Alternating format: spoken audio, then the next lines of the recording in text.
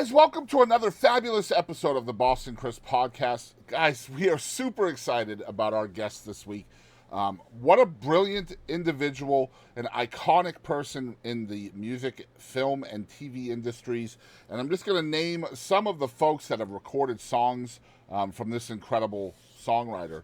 We're talking about the Carpenters, Barry Manilow, Dionne Warwick, Patti LaBelle, Nelly. That's right, Nelly, Olivia Newton-John, Blood, Sweat, and Tears, Jackie DeShannon, The Fifth Dimension, Kool and the Gang, Bing Crosby, Shirley Bassey, Nancy Wilson, Rosemary Clooney, Petula Clark, just to name a few. This man has written over 100 scores for movies, including Twins, Ghostbusters 2, Kindergarten Cop, Drop Dead Fred, Beethoven, The Distinguished Gentleman, Gettysburg, Angels in the Outfield, The Mask, Pontiac Moon, The Indian in the Cupboard, Dragonheart, Daylight, and Triple X. He wrote the theme song for the iconic TV show MacGyver. And guys, we get into so much with the one and only Randy Edelman here on the Boston Chris podcast this week. 12 BMI awards. He's won an Emmy. He won the prestigious Richard Kirk Award, which is BMI's top honor for lifetime achievement. He's got an honorary doctorate from the University of Cincinnati in fine arts. Man, just he's done it all. Over 50 years that this man has been involved in music in some way. And we get to pick his brain today. You won't believe the stories from Randy on today's episode. I hope you guys love it. Let's get into it right now. It's time to jam. It's time to mingle. It's time to see what everyone's drinking. Hey, this is Steve Dorff, and thanks for listening to the Boston Chris Show. All right, guys, welcome to another awesome episode of the Boston Chris Show. And today we have an extraordinary guest with us, the iconic composer, songwriter, author, everything included, producer. Randy Edelman is on the show. Randy, how you doing today? I'm doing good, thanks. So before we get into anything, I want to talk about some of the things that you have going on right now, and chief among them, the brand new record that you have that just released. It's called Waltzing On a High Wire. I love this record. It's so ethereal to me. It's like a journey, and a very delicate journey at that. Tell us a little bit about the record and where folks can find it at. Well, it's a group of new songs. Most of them kind of each one of them seems to be a particular musical style. Right. The first one is a long kind of almost jazz thing, song I wrote about. It's called 21 Again. And it just there are no kind of restrictions on what I did. I mean, it's fairly straight ahead, but whereas the second one is kind of like a kind of folk peace thing, and the third one is about miscommunication between couples, but done in a 6/8 kind of R&B 60s style. And they each have their own kind of simple. I did most of the stuff myself. A couple of guys that I used to play who I like, and I for years I spent years being locked in a room writing 100 film scores, and at that time I had no interest of ever going back to songwriting, but it turns out, too long a story, but certain things happen and I kind of got back into it. So I'm really happy that now I'm back doing that, as well as still working on films. But now I've been going out doing these little shows I've done. I just got back from England, but the little shows have turned into big shows. So I'm going to Carnegie Hall and then Lincoln Center. I definitely want to talk about Carnegie Hall. That's big news, man. But I wanted to tell you, just from me to you, my two favorite songs on the new record. I love the conversation with the bird, house guest. It's so. He's right outside right now. It's such a cool concept, man. Like I love the visuals in it. Yeah, that's one of those things. There's this. I mean, it is really. Some people think, oh, it's really about this and that. No, it's about exactly sitting out there every day, not, is this bird. And so I imagined, I kind of read something into it, but he's around all the time. And the song is exactly what it means. And I almost left it off. I almost left it off I'm glad you didn't. because I always have a couple of songs too many. And I'm glad that I included it. Yeah. Well, it kind of reminded me of the Kafka short story about the I think it was called Metamorphosis, where there's Right. he's talking about an insect, right? And so Yeah. when I first started hearing the song in the beginning, I was like, he's talking about a bug or something, I bet, right? And then you realize there's a lot of words out there that rhyme with bird. Yeah. Yeah. The second song I love is it's kind of like a movie in song, and that's the Any Conventional Means. Oh, well, that's that. Well, you see, it's interesting that you say that. Now, why do you say that? It's like a movie. You know why you say that? It's interesting. You say that because of the harmonic chord changes. Yep. They are not, and again, I almost didn't include that. You know what I mean? Mm-hmm. And that's kind of like, sometimes I think, oh, I'm talking too much about myself. It's like the old, I'm going to continue on no matter what anybody. It's not like that. Musically, it's interesting. And so that, trust me, that's why you mentioned that. It's very interesting that you did, because musically it's a little different. But I like it for that reason. And so you couldn't have picked, if you're talking to me, now you're talking to me, you couldn't have picked two better things. That means you listened. Absolutely, and I just not just musically and melodically, but lyrically. I mean, they're interesting as well to me. I love stories in song too, so I'm always I gravitate towards lyrics as well. But you wouldn't self-describe yourself as a lyricist very much, would you? No, I mean, look, after all these years and now getting back to it and writing many songs, and I don't write with anybody else because that's the way it started. I never thought about writing songs or certainly words, or let alone singing them. It's just that's what was on when I got out of school. Suddenly this singer-songwriter thing started. I mean, I was a very serious classical musician, and this was happening, and I was kind of responding to these people I was hearing, and I said, boy, I really, and all of a sudden, I started doing it. But so I never think of myself as a lyricist, but yes, I am. I write the lyrics to my own stuff. So I mean, you're just an incomparable composer, in my opinion, and I'm so stoked to have you on the show and talk about some of the things. I mean, obviously, 52 years, I think, now in the business, it would be impossible to put everything here. It's very daunting to just think about everything that you've done. But I did want to talk about the things you have going on now, so that way folks who maybe don't want to hear about the in-depth stuff later can at least go see you and support you and things like that. Oh, sure. But you do have a couple of really cool upcoming performances that are happening. I want to talk about the first things first. I think October 26th. You have been invited to present and get an award and perform at the Josie Awards in Nashville at the Grand Ole Opry. That's a big honor as well, I imagine, right? Yeah. No, it's all, it's interesting. I've had a very kind of unique journey and nothing planned. I've always been up for anything musically. Obviously, scoring films is a whole other thing, and you have to be able to do that. It just takes.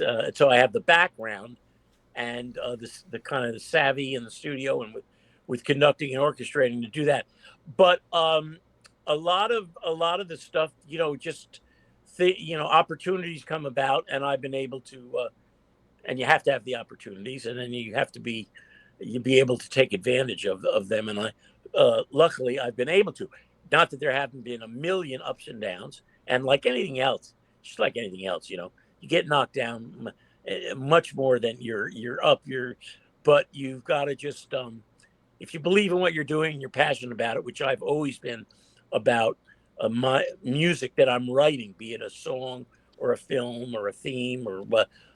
And so that's kind of, I've just been on this journey, and now it's just interesting because now, as you say, you look back and you say those, I can't even believe what you're saying, like 52 years. Right. But it's been constant. I've never stopped at all because I never, when I say I never considered it work, I've worked my ass off, believe me. But it's just always been something that I enjoy doing, and it's quite frankly the only thing that I can do. And so it's interesting now because people are really responding to a lot of different stuff, because some people that I talk to now have grown up with some of these film scores that I did. Mhm. And then the songs going back. I mean, I didn't do albums, and when the albums came out and suddenly they sold 1 million copies. No, it wasn't like that at all. So I have this kind of interesting history of people covering the songs, and then my history in England as an artist, and then getting into something else. So it's kind of interesting. People will look at something and they go, well, hold it, that's impossible. I've been basically accused of being my own the son of the person they're talking about. Right. And just don't understand that. No, I was 21, 22 years old. I did these albums and blah, blah, blah. And now it's all these years later. And then I gravitated towards something else. And I usually don't really, until recently, mix the two. I mean, for 25 or 30 years, I was locked in a room, part of the time in this room, and didn't really go out, and just loved what I was doing. And it was very pressurized, and a lot of politics involved and everything. But it's really backbreaking work. Mm-hmm. However, it's got a great, creative upside, and it was a great thing to be scoring. The great iconic little comedies when I did them. No one even thought about them, whether it was The Mask or My Cousin Vinny or Billy Madison, and then doing Gettysburg and Last of the Mohegans. Just completely different kinds of stuff, and that kept me on my toes and fresh, because I never fell into that kind of regular setting. Would you say you're more of a windshield person rather than a rearview mirror person? Kind of looking forward definitely. always? Yeah, I'm full frontal, yeah. Yeah. And December, I think it's December 8th, you're going to be at the Carnegie Hall, which, Oh, that's going to be, and people can get tickets for that at carnegiehall.org. I'm going to make sure that's in the description below. Yeah, there's a million places where you get, tickets for that. And that's going to be great. But I've been doing a lot of this stuff in the last year and a half, because I did do early on, way back when I was opening act for a brother and sister act called the Carpenters. Yep. And Olivia Newton-John in Japan, and I did that stuff when I did my first albums. Unfortunately, they, like I said, they weren't selling off the shelf, but they picked up on it and recorded the songs, and for some strange reason took me out because I was easy. I was like a guy at a piano as their opening act. You know what I mean? It's not that I was that great. I'd never done anything, but I was easy. Stick this guy up in front of 15,000 people in Japan. Now, I've read that was your first live performances too, right? Performing with the Carpenters. I never sung in the shower. Yeah. And then I'm put on opening for the Carpenters. They weren't playing Carnegie Hall. They were playing athletic places. Yeah, right. Okay. Yeah. Huge. And I'd never done anything. And the funny thing is, well, you'll get maybe, I wish you could, well, you can't put the camera over here, but I would show you something, but I'll tell you anyway. All I knew, I didn't know any songs. I only knew the 10 songs on that first album that I did, which were 10 songs, tragic songs, because my girlfriend dumped me. You know what I mean? Mm-hmm. And that's how I started writing songs. But those were the songs. And that's all I knew, those 10 songs. It was not like I could do a variety of things or see what the audience's reaction was. So that's what I did. And Yeah, there was no reading the room at that point, huh? You're just playing what you know. no, playing what I know, and 15,000 people or whatever it was, know a communication Yeah. and that kind of with the audience, because it's a huge place. You're miles away. The lights are beaming down on you. And didn't know what I was doing anyway, wearing like a turtleneck sweater, sweating my ass off. You know what I mean? Mhm. And the thing is, and I can already tell that you probably don't know the story, but a few days. So I did a couple of those things. They went okay. So that they didn't say no, out. So kept doing those things. And one day I got a call from the agency that was their agency, because it was my agency, because I didn't have an agency. I was with them. And they said, you got a week where you're not doing anything. You're going to open for somebody else. I said, where? They said, wherever it was. It was Frank Zappa and the Mothers of Invention. Oh, my goodness. Yeah. Yes. Now you got to understand. You'd say, oh, my God. It's not like I could say, oh, I got to do something a little different for this completely different audience. I only knew the 10 goddamn songs. That was it. So I did the 10 songs. People were throwing stuff at me. You can imagine. Oh, my gosh. So that was my beginning.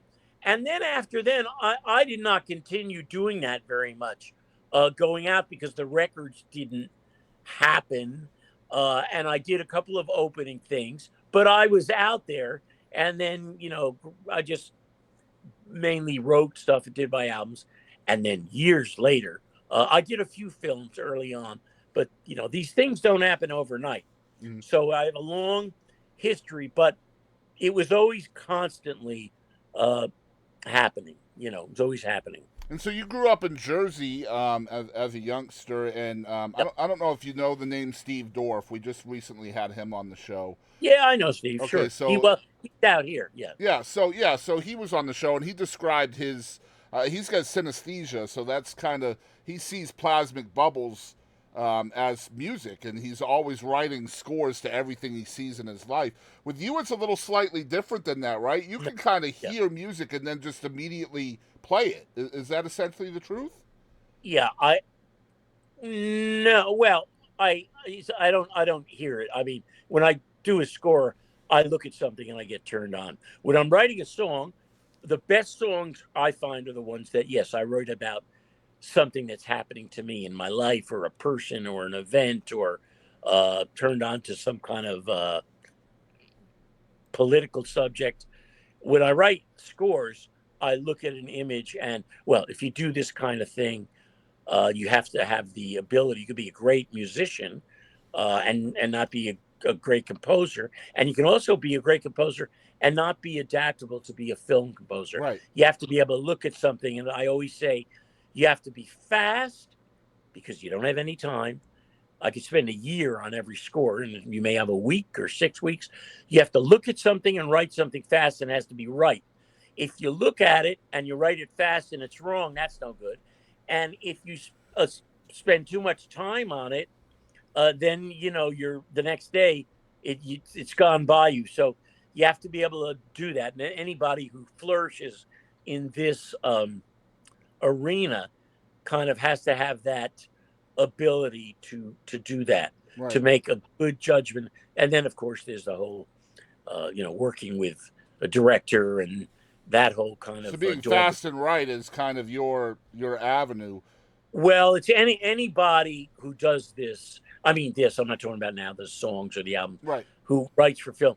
They have to be able to do that. It's all the same. It's no different from anybody else. Now, you may get a particular project with a director you've worked with and have the luxury, which you don't, of having 6 months on something. That's just not the normal case, Right. But normally, with me, it's been different things. And I don't. People say, "Well, how do you pick this stuff?" I don't pick. I never picked anything. It comes down the pipe. You're the last one. With a film, there's a million people, and these things. It doesn't matter if it's good or bad, or historical subject, or drama, or comedy. These things are properties, whether it's a book or a play, and it takes years to get them together. But the composer does not come in till the very, very, very end of that process. So when you have to be fast and right like that, how much research are you able to do as the composer to kind of score that film? Zero. Really? I always tell everybody, all these Asian things that I did. I mean, I did a million. I had, like, did I research that? No, you have to have the ability to hear something, have a good idea of what it is. So it's reactionary. And then the recording of it. Right. If you're doing something like that, you have to put the group together and go to Paris or London or wherever you've got that instrumentation, and they're great. Or you do something about the Civil War. Oh, I listened to no. You got to look at it and write. End of story. I do no research. Never researched a thing, and I could show you a bunch of things different. I mean, I just said Civil War. I said Asian themed stuff, but there's other things that you say, boy, didn't you? It's not that I wouldn't like to do it, but you just don't have the time. You have to have that ability to look at something and then you writing something in here, and maybe whether it's at the piano or, using the samplers, or you have to be able to then record it and produce that recording in a quote authentic way that is that adds to the picture. When I'm doing a little picture like that nobody ever heard of, called when we did it, My Cousin Vinny, what was that about? That was actually about two New Yorkers. Couldn't be that, but it took place in the South. Yep. So what I decided to do is I said, you know what? What's going to make this writing about these two, kind of the guy and his girlfriend, who she ended up winning the Oscar for that part, yep. which nobody ever does for a comedy. No, I didn't write about them. I wrote about what Nelson Riddle used to call the wallpaper, which is the place where this took, and that turned out to be a major plus. I wrote a Southern, almost Allman Brothers, doesn't even sound like a film score, and that's what, I didn't write anything funny. I just accompanied the prison, the place, the courtroom, where they were, but I didn't research it. I just wrote,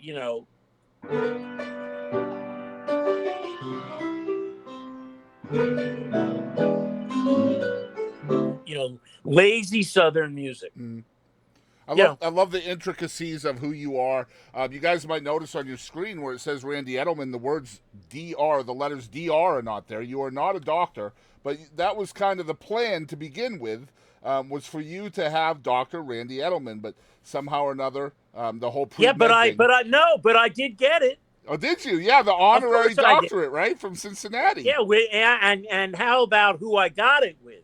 The other person, Coretta Scott King. I saw that. Yes. Yeah, that was, and I'm such a, it's she's gone now, but I didn't get one picture, boy, we, the phone. We always forget about that, don't we, when we meet people? We always forget about the picture. No, it's like, come on, this is a person, okay, get a pic. No, the whole day, and it was great, and I, of course, was just, really honored and happy. She just happened to be right. It could have been the other, there just were two people that year at that university, and that was her anyway.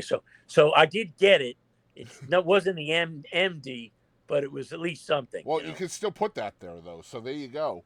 Yeah. But the plan originally was pre-med, and you went to the University of Cincinnati.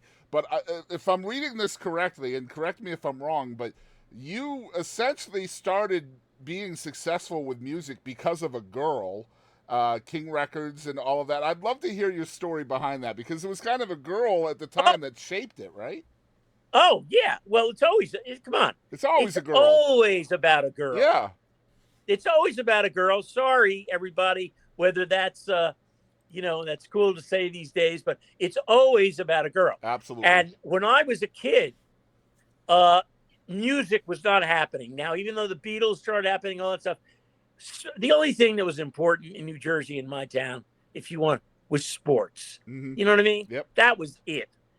Music was not. But then, as the years went on, and I started playing pop stuff, then I realized, hey, this is a good magnet, because they kind of anyway. Okay, so I get to Cincinnati, yes, and well, there's a thing with King Records, which I'll just, but yes, I met this girl who was a singer in a band. A band at a place called like the Mug Club. I know that sounds like it's made up from Animal House or something, but it's not. And I remember watching her singing with this rock and roll band. And then one day I was practicing in because it was a constant thing with me. I'm always searching for a piano to practice on. And I found one I think it was the law school at that university. And I found this great piano in the back of some lecture hall. And late at night I was practicing. And there's a girl sitting in the back of the room. And wouldn't you know it, it was the girl who sang in that band. She was just somebody sitting there. And she said, boy, you're really great.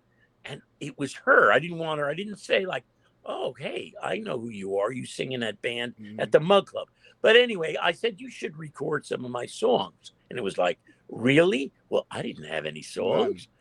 None. Well, I did the next day. Yeah. And then this is how these things happen. So then so in the next month or something, I put these guys together from that band and I wrote these songs and we went into this little, I want to say 8-track, but I don't think it was an even 8-track. I think it was a 4-track, a little studio on the edge of a garbage dump in Cincinnati called King Records. And you know who King Records was? Who recorded for them? James Brown, I believe. James Brown. Bobby Bland was out there. Bland. Exactly. Yeah.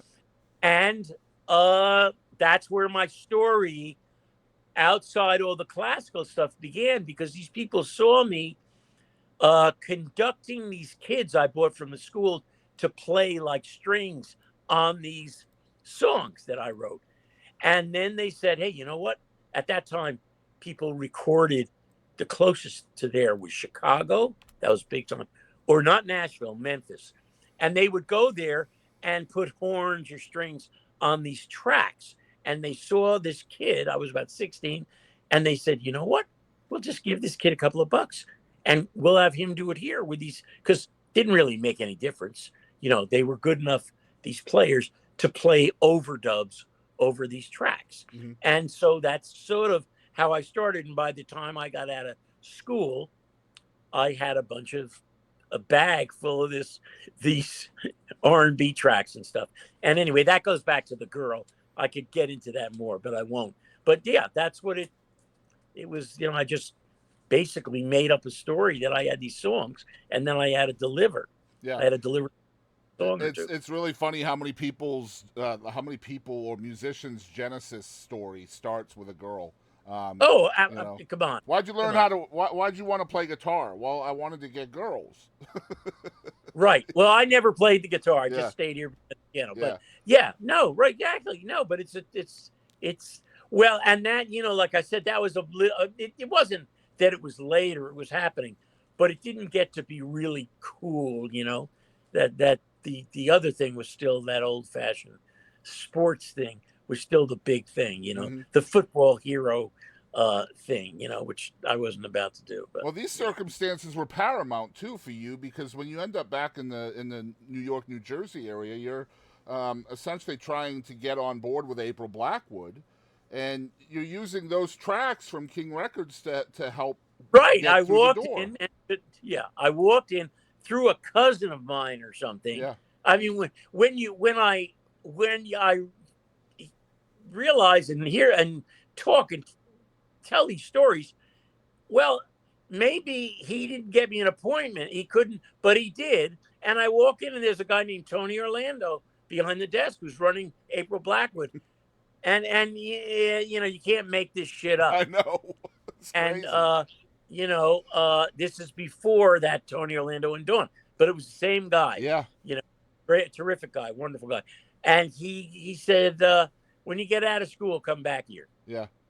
And that was how I, like I said, easier said than done. And so, from But what I that understand, even before you ever wrote a song, Tony Orlando was wanting to sign you to a publishing deal to write songs, right? he did. He Yeah. did. He gave me $50 a week. Yeah. That was my deal.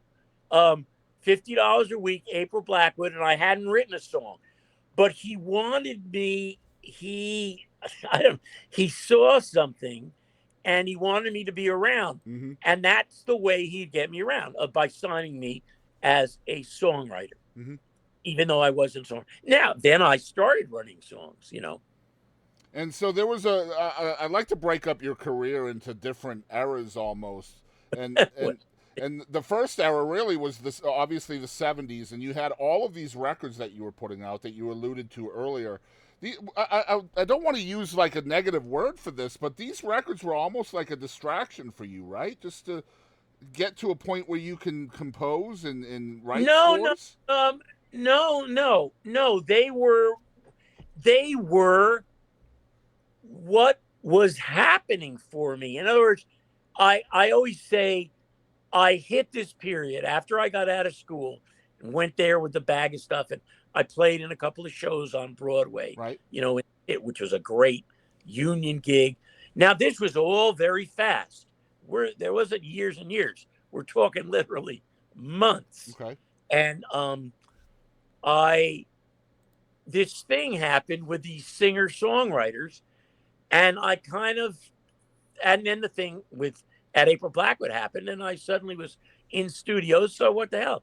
You write something, you sing it. And I always say, even though it's an exaggeration, at that time, if you could write a good melody and carry a tune in the 70s, you could get a deal. Right. The singer, now, of course, that's an exaggeration. And if you had kind of the right head on your shoulders to know who and how to go about that, and what schmuck at some label may think you're halfway decent. So when I say that's what I was doing, no, it wasn't a distraction. I realized at the time, it's not like the reason I'm telling you this is I don't want to mislead you. Right. It wasn't like I was saying, no, you're a serious musician, which I was. You want to do this and that, and you'll do this for the time being. No, I was completely 100% on board into it when I was doing these records. Is that because it was like kind of the traditional route, though? Because I know that your influences were more classical, right? From like they were, but I wasn't making. I wasn't going to be a symphony conductor. Everything changed in Cincinnati with doing those tracks right. and pop music and R&B. So that was what I was doing at the time. I did start doing a few small films and stuff like that. So I had that interest, but I don't want to make it seem like those albums were like, at the word you said, a distraction. No, I was dead serious about it because I realized this was the way forward. Mm-hmm. I did the original around that time. People see this film, you probably don't even know about it, and they see this film and they see my name on it, and it's impossible. Because that's way before I started scoring. It's the Kennedy assassination film, the great one, mm-hmm. the real one, not JFK that John Williams did. This is far before that. I was a kid and I went down to Dealey Plaza. It's called Executive Action mm-hmm. with Robert Ryan, and based on a book by Mark Lane called Rush to Judgment. So I know the film, I know the book. I did not know that you wrote the score for that. So that's yes, and it's a trumpet and 7 cellos and a piano. And it just, so stuff like this, but it was very difficult, very pressured. I literally got sick. Dalton Trumbo wrote the script, very heavy Hollywood 10 characters. Too long a story as to how would that possibly, Burt Lancaster, go through a kid who's never done anything, but it did. And so I did a number of things during this period. And then did these albums, and then like having, the Carpenters hear it and do some songs.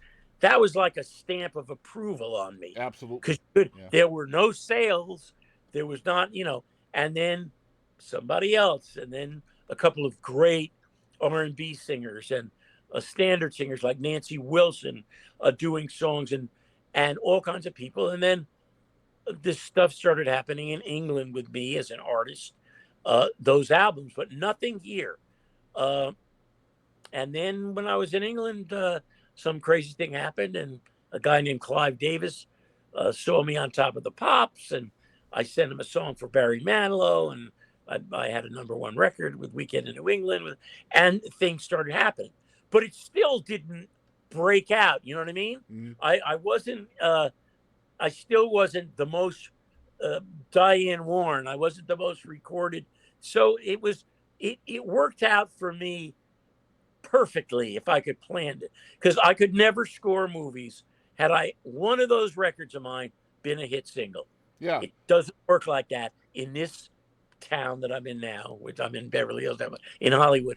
It doesn't work like that. So years later, when I got the big break, which you can't force and you can't play, no one knew who I was as far as being a musician, even though I had years of credits and stuff. As far as a film composer, I was a new guy. Luckily, I looked a little younger than I actually was. So, I mean, I'm 105 now. You see, I don't look that age. No. So that's things worked out. So they just played themselves out a certain way. And I did those albums for many years before, I did film stuff, or I wrote MacGyver, or, all that stuff, which is a whole other episode of my life. All these things sound almost humorous now, but they weren't. They were like serious, emotional things, which led me into different areas. So when you're doing those first films that you're working on, going from the pop music albums and then kind of transitioning into the film, tell us about the process of you kind of pursuing that more, because that's kind of your 80s era. I was talking about different eras. Right. Of Well, Randy that, Edelman yeah, earlier. but it's really right. The reason I mentioned that executive action way back in the early 70s, and some other TV-ish kind of stuff, was just to say, yeah, I had put my foot in the water, because I was interested in the technique. To be honest with you, not so much musically. I wasn't a film score buff. I mean, I knew the scores that everybody knows, but it wasn't like I was a big fan of all those wonderful people, and they were great, but I didn't study them. I was interested in the mathematics, how it's long before computers, locking to a picture. How do you time something and lock it exactly to a picture? Well, you did it because of something called a click track. Yep. And that click track wasn't like the click track now. It was something with sprockets, and it went across the picture. And I went out and saw the great Elmer Bernstein do that once out at MGM, and I was fascinated. So I studied it a little I actually studied with a guy and learned it, but that was long before, I got into it, and, called the big break. And my big break was on a crazy thing years later called Twins, with Arnold Schwarzenegger and Danny DeVito, which was a great, charming movie. People wouldn't say that or think it. And it was with a very, very tough guy, the most powerful guy in the business at the time, named Ivan Reitman. And that was the big switch in my life. But it didn't happen. It happened suddenly, but I had to be at the right place, and I had to be ready, because I was thrown into the fire, because then he threw me into the sequel to the biggest comedy of all time, Ghostbusters. And I was thrown into writing that huge score. And it is just too long a story, but and then suddenly I was in the big time, I definitely want to talk about something that you say a lot, and that's little movies. And you have this predominant theme throughout your career where a little movie turns out much bigger than it was intended to be. But they were, when I say little movie, yeah. Now, the films I just mentioned of Ivan's and others, those were comedies, but they were big, studio. Little movies, I mean, The Mask was the movie that Jim Carrey made. I never even heard of Jim Carrey. My kid that was maybe 3 or 4 years old, and was a fan of a show called In Living Color on television. Mhm. When I said, "Oh, I may do this thing. They don't have any money." It's this guy. He had just done that pet movie, that pet detective thing. There was a funny timing. And then I went and I saw that and I said, "Holy shit. I love seeing people that are talented." You know what I mean? See a comedian, you go, "Holy shit, this guy." It was something different. That was But also when Cameron Diaz's first movie as well. well, yes, and thank you, Randy, Yep. for introducing her to the world the way I did. Yep, you sure did. An unknown girl walks into a bank in a low budget picture, and I hit her with something. They looked at me like I was nuts. Mhm. And I didn't, I really, I mean, she was an attractive girl, but I didn't know. But I hit her. If you see that film right at the beginning, and of course they removed all that picture, the beginning of the mask is the explanation of what the mask is. And I wrote this brilliant operatic stuff. And guess what? They had screenings, and the kids, they didn't know what that was. So I said, "Well, that's impossible. They can't chop that." Yep. They chopped it and started the movie when this guy's working in a bank. I mean, you can't make this up, you know.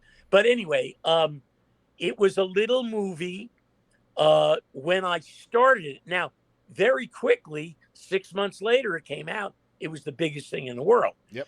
My cousin Vinny was a total nothing, you know, even when they finished it. And it just turned out that Billy Madison was the stupidest thing I ever saw. Adam Sandler's first film. He called me up. I do a thing in my show about this.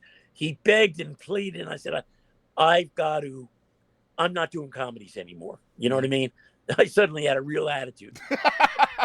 And you see, you're laughing. This is good because you come to Carnegie Hall, you're going to hear that story. Yeah, that's great stuff.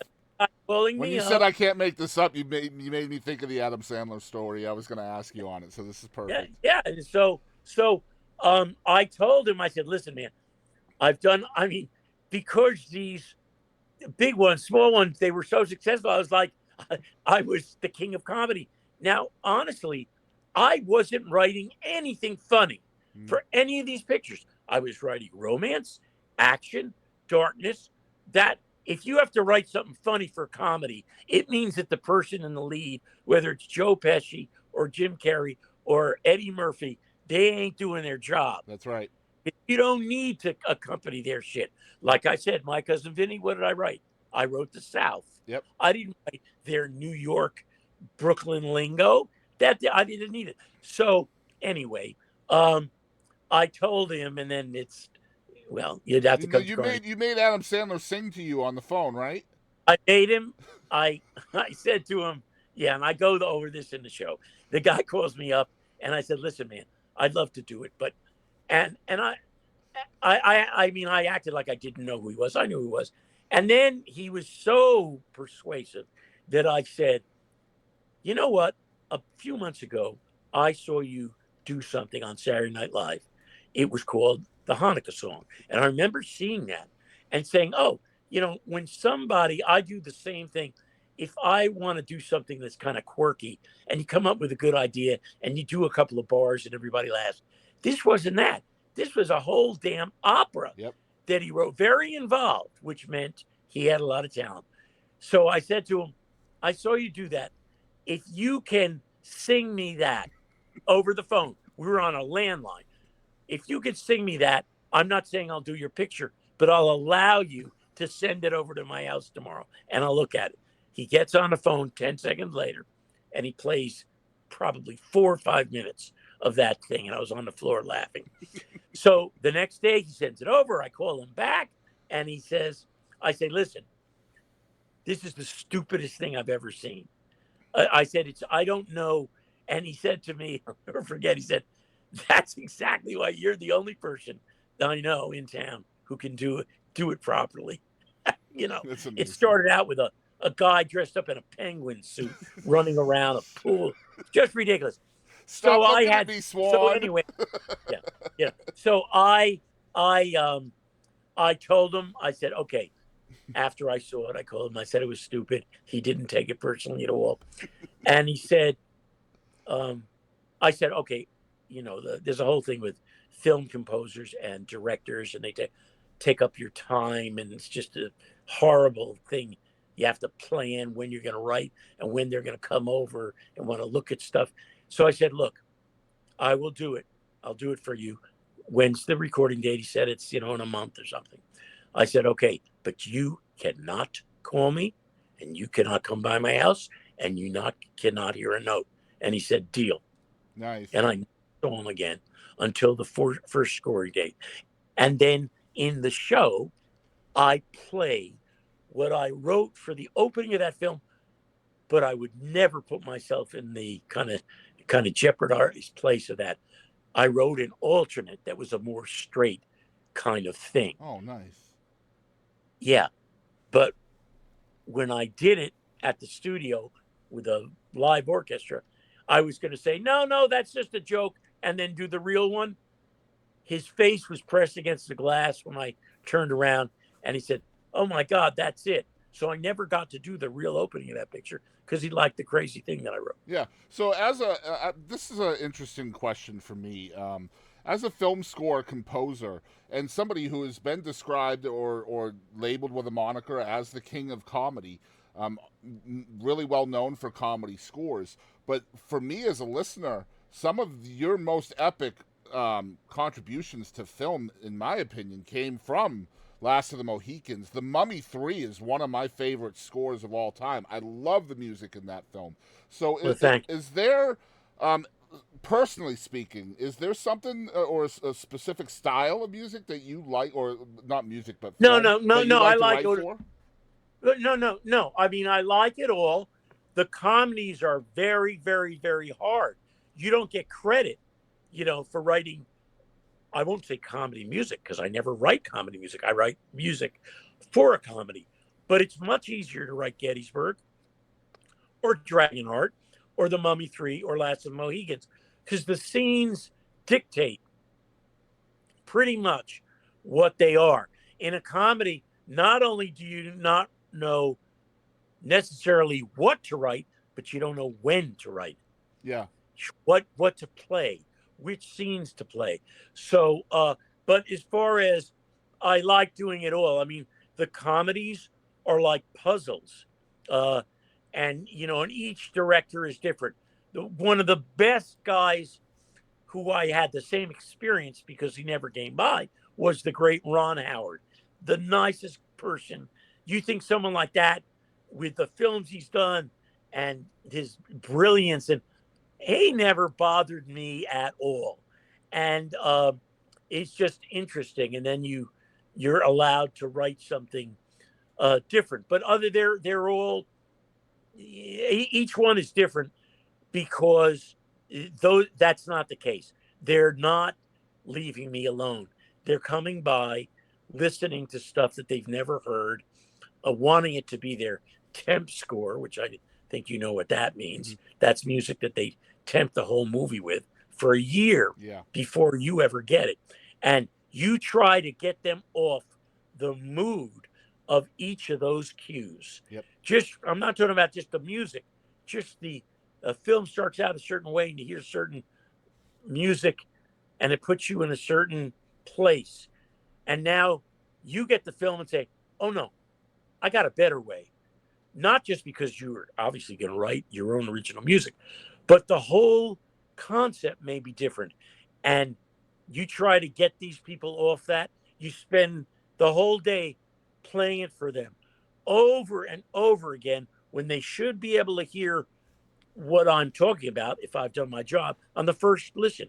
But it's not what they're used to. So that's a whole. So is there a negotiation process involved in that sometimes as well? Well, no, you don't have time for that. Yeah, they don't like it, and I see they're not gonna like it. I'll throw out what I've thrown out some of my best stuff.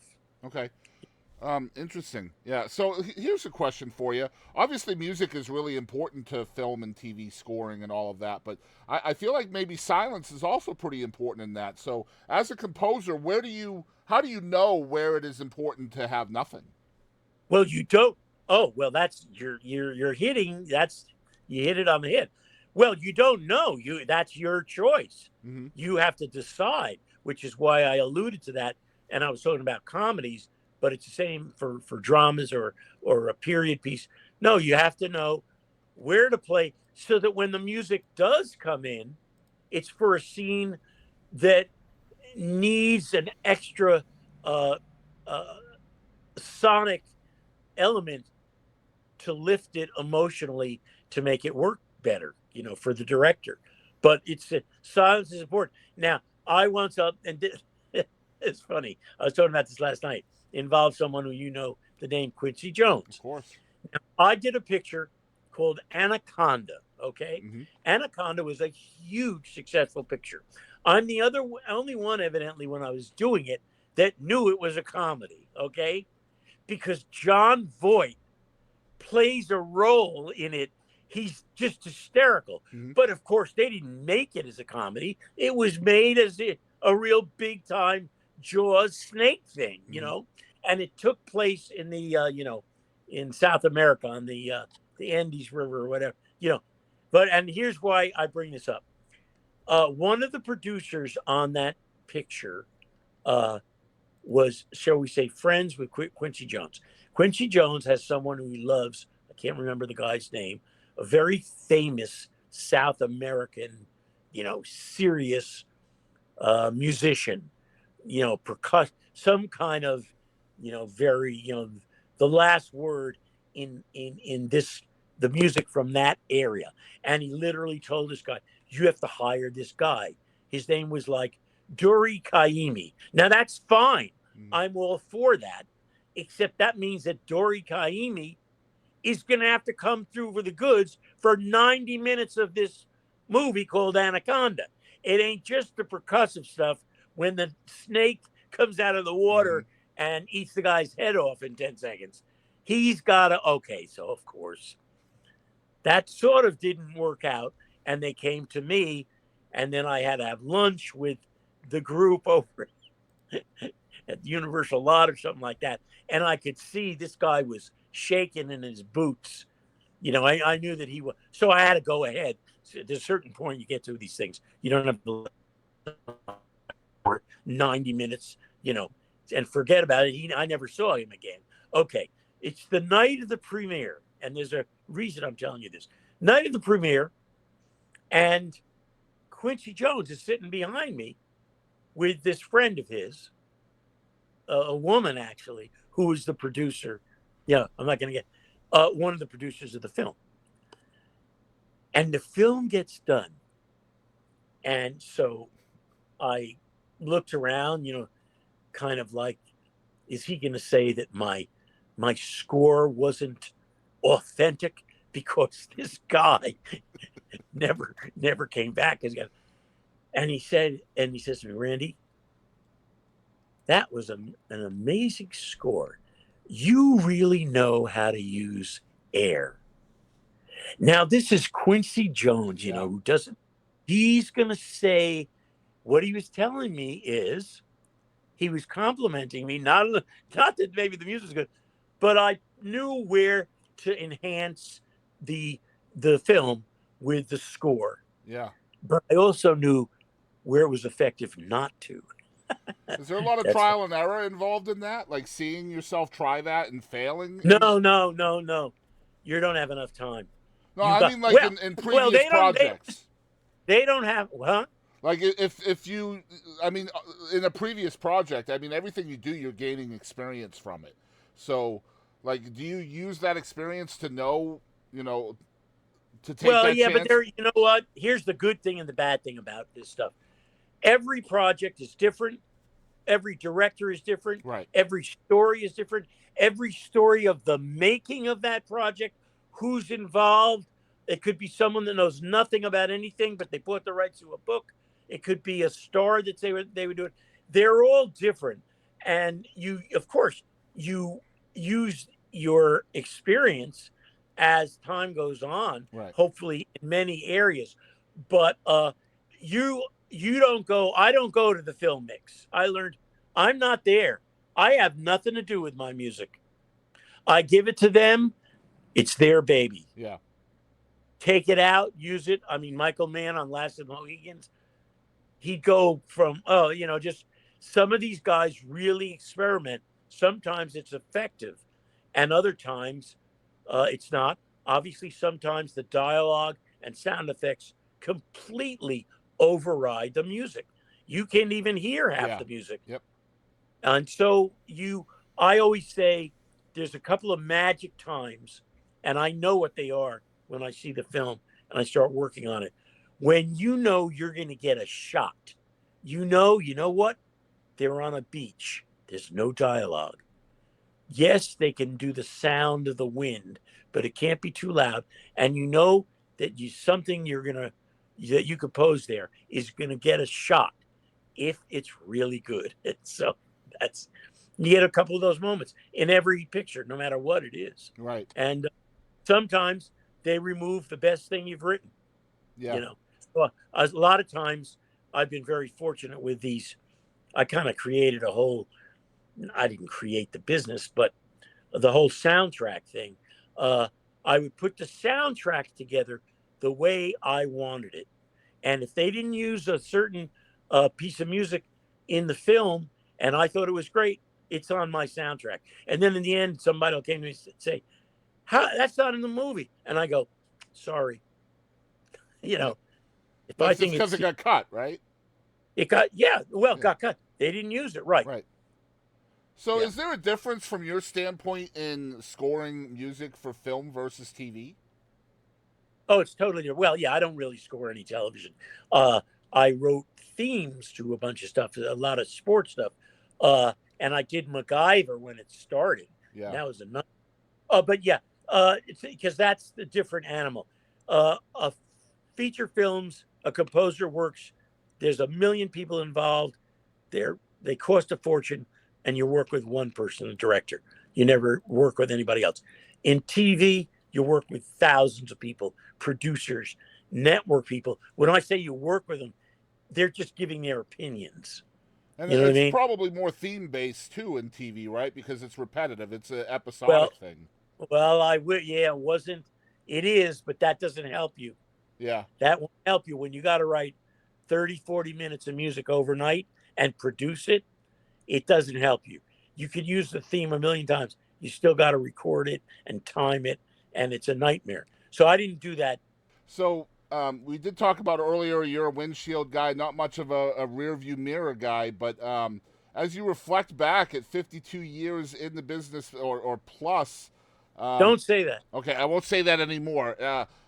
Somewhat amount of years behind you. Do you ever take the time to reflect on all the things that you've done and the successes that you've had? I'm not going to say that I don't reflect on it and I'm not proud of what I've done. Right. And because, like I said, though it takes luck and the right place, right time and background, but I don't dwell on it at all because when I say I've never stopped, and maybe that's people could say, oh, that's an insecurity. You could have stopped a long time ago. No, why would I stop? This is what I do. Mm-hmm. And I like to do it every day. And I always like to have, first of all, something I'm creating, writing, whether it be the new album, whether it be a new score, and preparing for a concert. So I like doing it all. So no, I'm not one to look back. It's not that I don't, like I said, appreciate it. And, this technology, for someone like me, someone hears a film score, it used to be, they'd see it and they say, oh, we got to get a soundtrack. And they have to find, where do you find a soundtrack? Well, there are specialty places.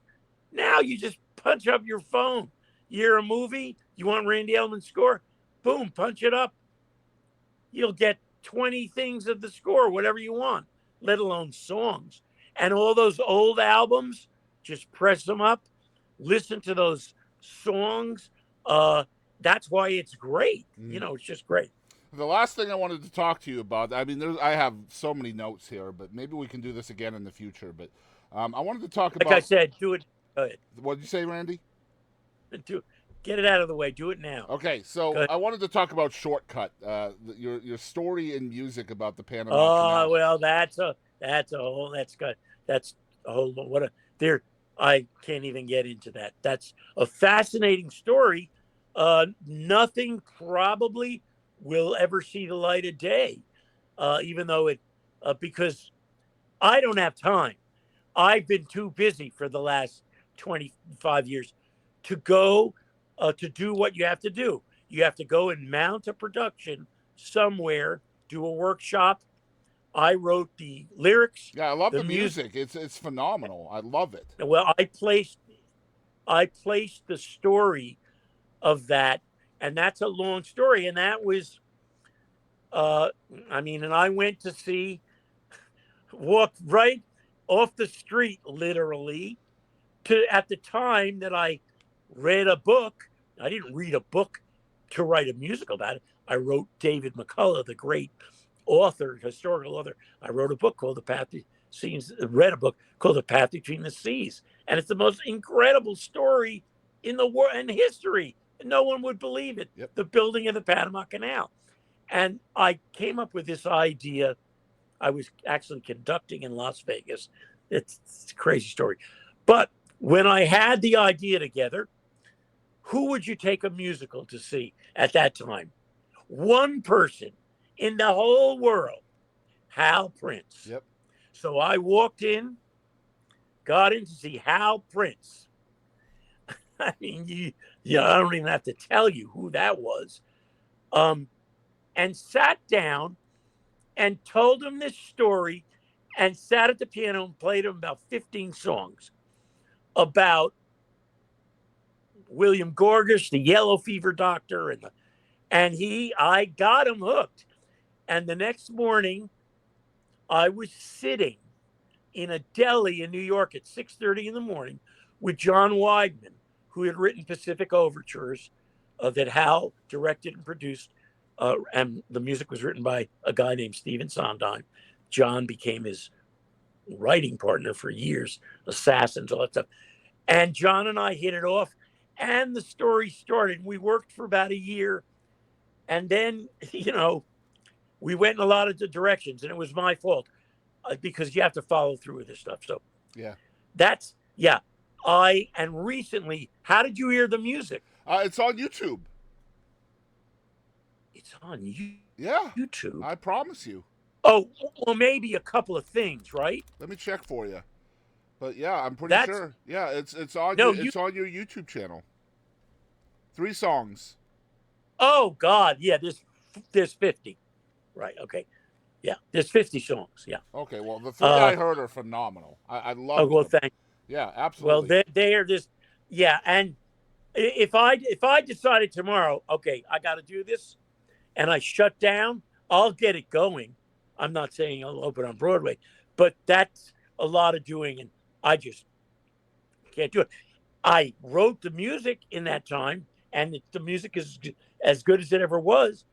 And I made that CD up recently because I kept looking at a box in the corner of my studio, and I said, I got to get those things down properly. But anyway, Well, Randy, maybe someday. thank you so much for your time, man. I do appreciate you, and perhaps we can do it again in the future if you ever have time and talk about a plethora of other things that you've done in your life. And I appreciate all the time you've given to us today, man. Oh, well, I appreciate it. Where are you? I am in Northeast Texas, about an hour. Oh, Jesus. I thought you were. Okay. I was going to say, come on down to Carnegie Hall. Oh man, I No. would love that. That'd be amazing. Yeah, But- well, okay, well, you're good. You're into the stuff. I would never do this. You're in touch with Eileen? I am, yes, sir. Okay. She's going to get your information, and I will get you. It's sitting right here. I'm even show it to you. Nobody has this.